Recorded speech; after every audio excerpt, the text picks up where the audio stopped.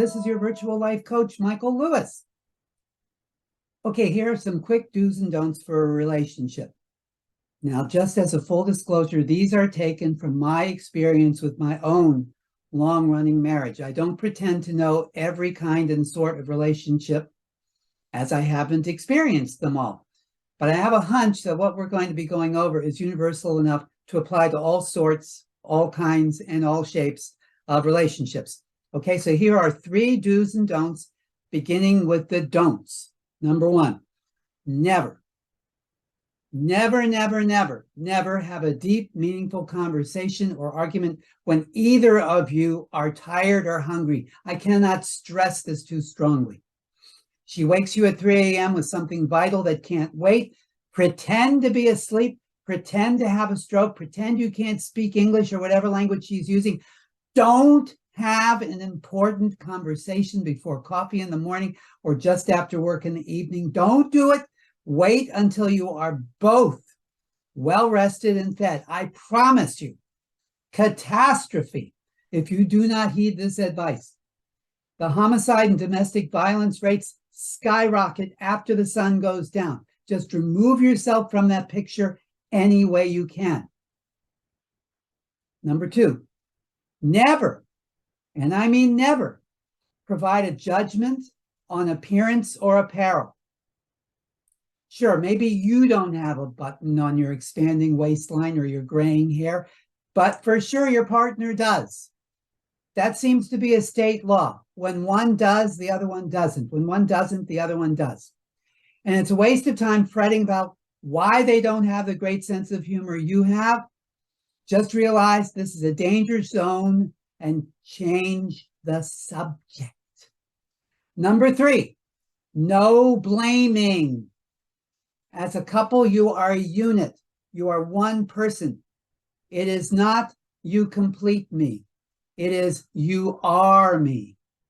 The best of you is the best of your partner, and vice versa. And the worst of you is the worst of your partner, and vice versa. So if your spouse did something awful, like crash the car or overdraw the bank account, that means you did also. And if they did something wonderful, like they got a raise or they cured world hunger, then you did too.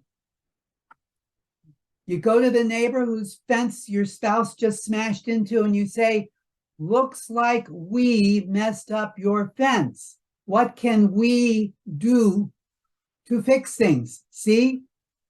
No blaming. Because that means you're blaming yourself.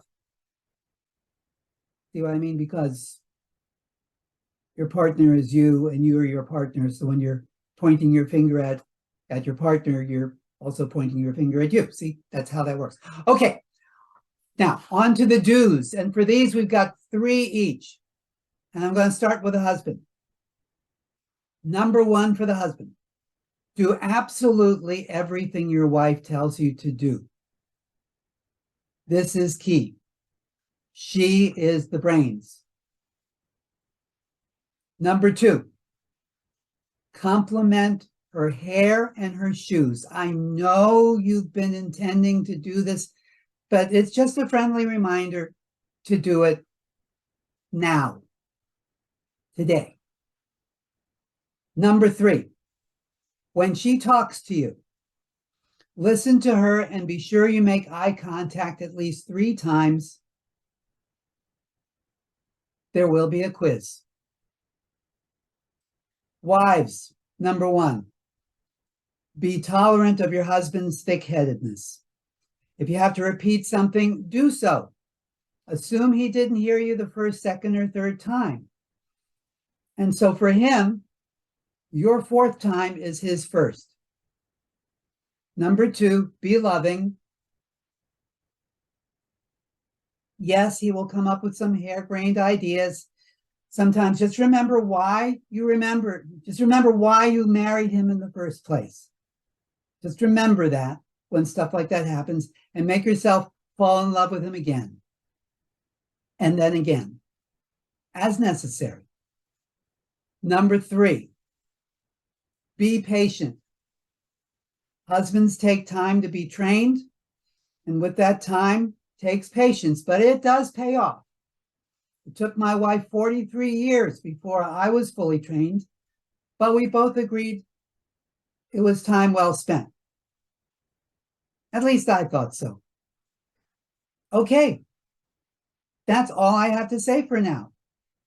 So, until next time, love each other, take your vitamins, observe posted speed limits, play nice, and never lose sight of who you are. Never, never, never lose sight of who you are. So long for now.